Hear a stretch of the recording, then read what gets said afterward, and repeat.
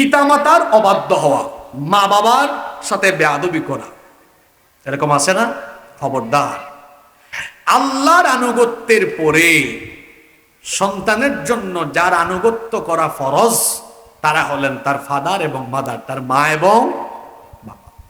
রব্বুল আলামিন কোরআনে কারীমের 17 নম্বর সূরা, সূরা বনী ইসরাঈলের 23 নম্বর আয়াত থেকে বলছেন, ওয়া ক্বাদা রাব্বুকা আল্লা তা'বুদু ইল্লা ইয়্যাহু ওয়া বিল ওয়ালিদাইনি ইহসানা।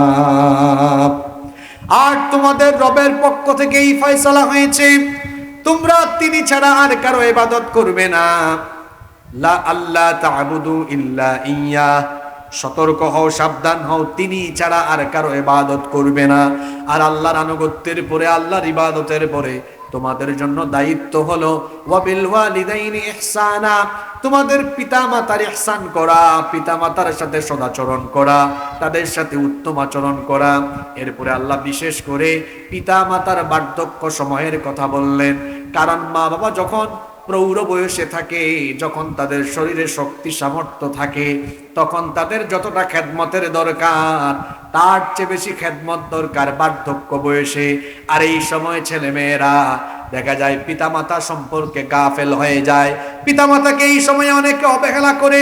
এজন্য রব্বুল আলামিন পিতামাতার এই দুর্বল কালের কথা কোরআনে কারিমে বলে সন্তানদেরকে সতর্ক করে দিলেন, শোনো, তোমার মা বাবা দুজন বা তাদের কোনো একজন যখন বার্ধক্যে উপনীত হয়ে যাবে, তাদের সাথে তোমার বিহেভিয়ার কেমন হবে শোনো।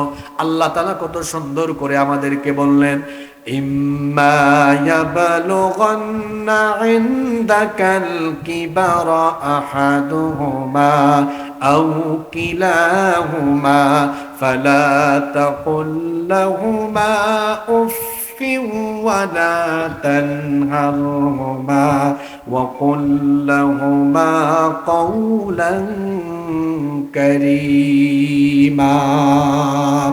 আল্লাহ তাআলা বলছেন, যখন তোমাদের মা বাবা দুজন কিংবা তাদের কোনো একজন বার্ধক্য বয়সে চলে যায়, তখন তোমরা বিরক্ত হয়ে রাগ করে ফালা তাকুল লাহুমা উফ, উফ উফ শব্দ পর্যন্ত তাদেরকে বলো না। কারণ তোমার পিতা মাতা এমন সেনসিটিভ জায়গা, এখানে যদি মাত্র একবার রাগ করে বিরক্ত হয়ে উফ শুধু বের করো মুখের থেকে, জান্নাত হারাম হয়ে যাবে, জাহান্নাম ওয়াজিব করে দিবেন কি? খবরদার, যাদের মা বাবা আছে তাদের ঘরে এখনো জান্নাতের নিয়ামত আছে, যাদের পিতা মাতা আছে তাদের ঘরের ভিতরেই তাদের জান্নাত আছে।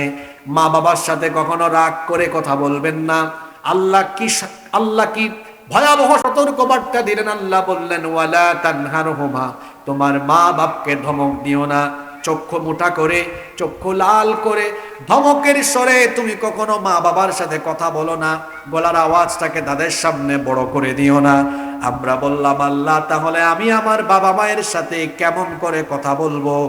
আল্লাহ শিখিয়ে দিলেন, ওয়াকুল লাহুমা কওলান কারীমা, ভদ্র হয়ে, নম্র হয়ে, সম্মানের ভাষায়, বিনয়ের সাথে তোমার মা বাবার সাথে কথা বলো। এই হুকুমটা কার? শুধুমাত্র এক জায়গায় পিতামাতার হুকুম মানা যায় না, মাত্র এক জায়গায় মা বাবার কথা মানা যায় না, এছাড়া মা বাবার সব কথাই মানতে হবে। কয় জায়গায় মা বাবার কথা মানা যায় না? কোন জায়গা?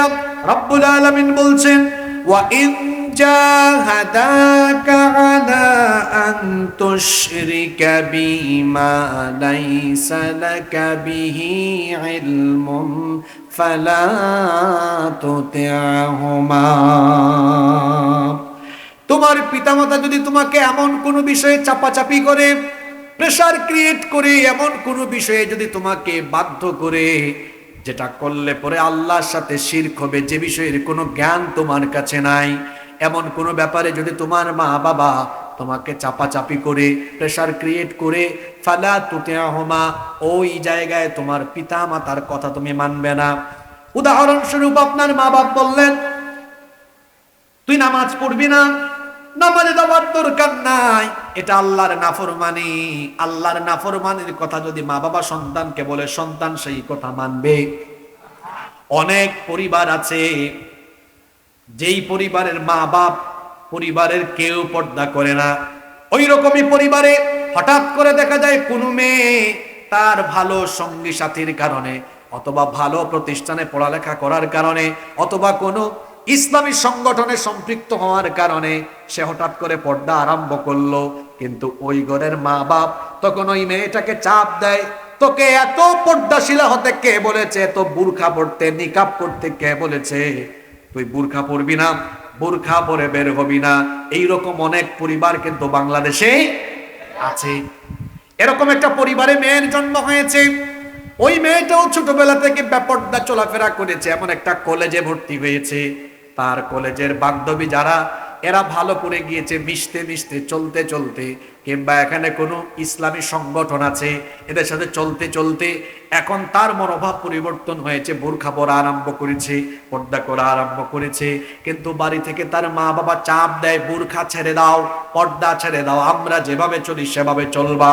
অনেক মেয়ে আছে বিয়ের সময় পাত্রপক্ষ দেখতে আসে, মেয়ে বলে শুধুমাত্র পাত্র আমাকে দেখতে পারে, অসুবিধা নাই, কিন্তু তার 14 গোষ্ঠী দেখার কোনো দরকার নাই। পিতামাতা এমন জালেম, বলে তোরে এত পর্দা করতে কে বলছে, তার 14 গোষ্ঠী তোরে দেখবে। এই যে আল্লাহ নাফরমানিমূলক কোনো বিষয় যদি কোনো মা বাবা তার সন্তানের উপর চাপিয়ে দেয়, এই জায়গায় মা বাবার কথা মানা যাবে? আল্লাহ বলছেন ফালা তুতিহুমা, এটা তুমি মানবা না, মা বাবার কথা এই জায়গায় অমান্য করবা। তবে তোমার মা বাপ যদি জালিম হয়, মা বাপ যদি বেইনসাফ হয়, তোমাকে যদি আল্লাহর নাফরমানি করতেও বলে, তুমি সাবধান, তোমার মায়ের সাথে বাপের সাথে তুমি তর্ক করবে না, তাদের সাথে বেয়াদবি করবে না। দুনিয়াতে কেমনে চলবে আল্লাহ শিখিয়ে দিলেন, ওয়াসাহিবহুমা ফিদ দুনিয়া মারুফা। সাবধান, তোমার মা বাপ আল্লাহর নাফরমানি করতে বললেও, জালিম হলেও, মুশরিক হলেও তুমি তার কথা মানবে না, ঠিক আছে, কিন্তু তার সাথে বেয়াদবি করবে না। দুনিয়ায় তাদের সাথে উত্তম ভাবে জীবন যাপন করো, তার সাথে সুন্দর ভাষায় কথা বলো, কোন রকম বেয়াদবি করতে পারবা? যুবক ভাইরা কি শুনতেছেন আমার কথা? কি বললাম? মা বাবা যদি জালিম হয়, জালিম মুশরিক হয়, কাফির হয়, বেইনসাফ হয়, তারপরেও দুনিয়াতে মা বাবার সাথে বেয়াদবি করার কোনো ইখতিয়ার আপনার। আসমা বিনতে আবু বকর রাদিয়াল্লাহু আনহা, আবু বকর রাদিয়াল্লাহু আনহার, আবু বকর রাদিয়াল্লাহু আনহুর মেয়ে, তিনি নবীজিকে বললেন, ইয়া রাসূলুল্লাহি, আমরা বলি সাল্লাল্লাহু আলাইহি ওয়াসাল্লাম, আমার মা তো এখনো মুশরিকা, তিনি এখনো ঈমান আনেন নাই, আমি আমার মায়ের সাথে কেমন ব্যবহার করব? আল্লাহর নবী বললেন, অবশ্যই তুমি তোমার মায়ের সাথে সুন্দর আচরণ করবে। তিনি যদি মুশরিকাও হন, তারপরেও তার আনুগত্য করা তোমার জন্য ফরজ। সুবহানাল্লাহ। একজন সাহাবী এমন আছেন যিনি সবচাইতে বেশি সংখ্যক হাদিস বর্ণনা করেছেন, নবীজি থেকে সবচেয়ে বেশি হাদিস তিনি বর্ণনা করেছেন। তাকে বলা হয় সাইয়্যিদুল মুহাদ্দিসিন। ওই সাহাবীর নাম হলো আবু হুরায়রা রাদিয়াল্লাহু আনহু। তিনি ইসলাম কবুল করেছেন, কিন্তু তার মা এখনো কাফেরা। একদিন আল্লাহর নবীর সামনে এসে তিনি কান্না করছেন। রাসূল জিজ্ঞেস করলেন, কি ব্যাপার আমার প্রিয় আবু হুরায়রা, তুমি কাঁদো কেন? আবু হুরায়রা রাদিয়াল্লাহু আনহু বললেন, নবী গো, আমি যে ইসলাম কবুল করেছি, আমার মায়ের মন খারাপ, আর আমি যে প্রতিদিন আপনার খেদমতে হাজির হই, এজন্য আমার মা আমাকে গালি দেয়, বকা দেয়, কোনো দিন আমার গায়ে হাত তুলে, আজকেও আমার গায়ে হাত তুলেছে।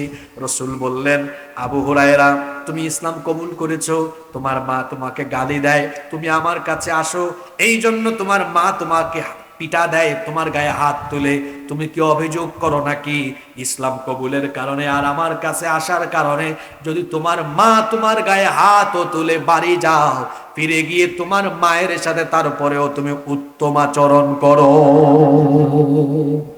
কি বুঝলেন? খালি সুবহানাল্লাহ পড়লে হবে না। হ্যাঁ, ওই 3 দিন আগে জরিনা সকিনারে বিয়ে করে ঘরে আনছে। ওই জরিনা সকিনা বলে, আপনার মা, আপনার বাবা আমার সাথে এই বেইনসাফি করলো, এই কাজ করলো। আপনি তারপরে কি নবাব জাদা নসরুল্লাহ গিয়ে বললেন, বাবা আপনি নাকি আমার বউকে এটা বলেছেন, মা আপনি নাকি এটা করেছেন। আরে আপনার মা আপনার বাপ যদি আপনার বউয়ের উপরে আপনার উপর বেইনসাফিও করে, আপনার জন্য আপনার মা বাপের খেদমত করা ফরজ, তু শব্দ করা যাবে না, সাউন্ড করতে পারবেন না, কোনো সাউন্ড চলবে না। এখন পিতা মাতার সামনে উচ্চ স্বরে কোনো সাউন্ড করা যাবে, নিষেধ করে দিয়েছেন কে? বেয়াদব সন্তান, যে সন্তান তার পিতা মাতার মুখের উপরে কথা বলে, অবেয়াদব, ওর কোনো আদব কায়দা নাই, ওর সব ধ্বংস হয়ে যাবে, ও রাস্তার ফকির হবে, ও কুকুরের মতো রাস্তায় মরবে, এর আখিরাতও শেষ হবে, দুনিয়াও শেষ হবে। যদি আপনি পৃথিবীতে সম্মান চান, রিজিক চান, পিতা মাতার পায়ের কাছে পড়ে থাকে, মা বাপকে খুশি করেন। মা বাপ খুশি হয়ে গেলে আল্লাহ গোটা পৃথিবীর সবকিছু আপনার পায়ের সামনে ফেলে দেবে। সুবহানাল্লাহ। কি করে আপনি মা বাপের সাথে ধমক দিয়ে কথা বলেন? কিভাবে আপনি মা বাবাকে ধমকান? এই মা বাবার অবদান আপনি ভুলে গিয়েছেন। আজকে আপনি মা বাবাকে চিকিৎসা করান না, মা বাবা অসুস্থ তার খবর নেন না, ঔষধপত্র কিনে দেন না, তাদেরকে একটু ভালো খাওয়ানো না, সব আপনি এখন ভুলে গিয়েছেন। বিবাহিত যারা বিয়ে করার পরেও কেউ যদি মার সাথে বাপের সাথে বেয়াদবি করে, আমি তাকে বলবো আপনি মাঝে মাঝে আপনার বউয়ের দিকে তাকাবেন। আপনার বউ যখন প্রেগন্যান্ট হয় বউয়ের দিকে তাকাবেন আর মায়ের কথা মনে করবেন। আপনার বউয়ের যখন 2 মাস 3 মাস পেটে বাচ্চা 2 মাস 3 মাস আসে, আপনার বউ তো আপনার পাশেই ঘুমায়, দেখবেন আপনার বউ কিন্তু রাতে ঘুমাইতে পারে না। আপনার বউ কিছুক্ষণ পর পর বমি বমি ভাব আসায় ওয়াশরুমে চলে যায়। দিনের বেলা খাবার খাইতে পারে না, রাতের বেলা কান্না করে, তার মাথা ব্যথা করে, শরীরে বিভিন্ন সমস্যা তৈরি হয়। এটা দেখেও কি নিজের জনম দুঃখিনী মায়ের কথা মনে পড়ে না? এইভাবে তো আপনাকে পেটে নিয়ে আপনার মা মাসের পর মাস তিনিও কষ্ট সহ্য করেছেন। আপনার মা কত কষ্ট করলেন। আপনার বউ যখন বাচ্চা জন্ম দেয়, ডেলিভারির রুমে আপনার বউয়ের চিৎকারগুলো কি আপনি শুনেন নাই?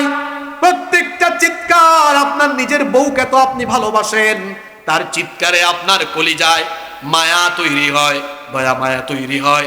কেন এটা মনে করতে পারেন না? আপনাকে জন্ম দিতে গিয়েও 30-40 বছর আগে যখন সব জায়গায় চিকিৎসাও পাওয়া যেত না, ওই সময়ে বাড়িতে আপনার মা আপনাকে জন্ম দিতে গিয়ে প্রসব বেদনায় চিৎকার করে করে কেঁদেছে।